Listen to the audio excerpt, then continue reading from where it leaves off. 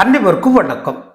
அண்மையில செய்தியாளர்களை சந்திச்ச அதிமுக ஆளுமையார் எடப்பாடி பழனிசாமி, அதிமுக பாஜக கூட்டணி ஏற்கனவே முடிஞ்சு போன கதை, இனி கூட்டணியே இல்லைன்னு பல முறை சொல்லியாச்சு.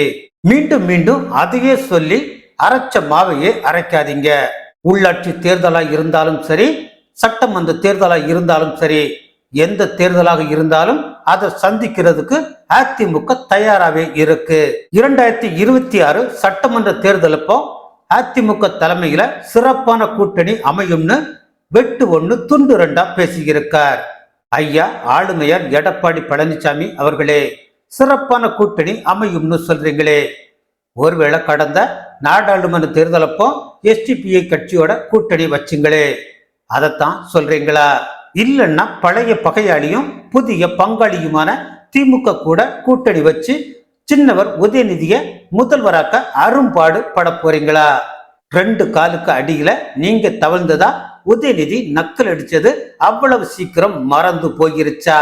மோடிங்கிற ஒத்த மனசன் இல்லைன்னா சில்வம்பாளையத்தை தாண்டி வெளி உலகத்துக்கு நீங்க தெரிஞ்சிருக்கவே மாட்டீங்கன்னு உங்களுக்கு தெரியுமா? உங்களை முதல்வரா வச்சு நடந்த 4.5 வருட அதிமுக ஆட்சி யார் போட்ட பிச்சைன்னாவது தெரியுமா? தமிழகத்துல பாஜகவோட வளர்ச்சியை பொறுக்க முடியாமத்தான் நீங்க கூட்டணியை முறிச்சிங்கன்னு பொதுமக்களுக்கு தெரியாதா? அல்லது அதிமுக ரத்தத்தின் ரத்தங்களுக்குத்தான் புரியாதா? புரிந்ததால் தானே அதிமுகவினரே உங்களுக்கு வாக்களிக்காமல் நாடாளுமன்ற தேர்தலில் 7 தொகுதிகளில் டெபாசிட்டை பறிகொடுக்க வைத்தார்கள்.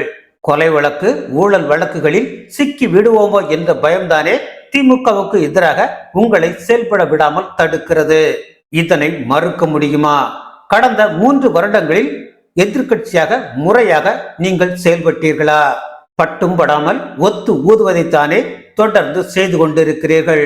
ஆக எடப்பாடி பழனிசாமி அவர்களே, அதிமுக கல்லறையில் இந்த காரியம் ஆளுமையாரால் வந்தது என்று எழுதப்படும் காலம் வெகு தூரத்தில் இல்லை. நன்றி.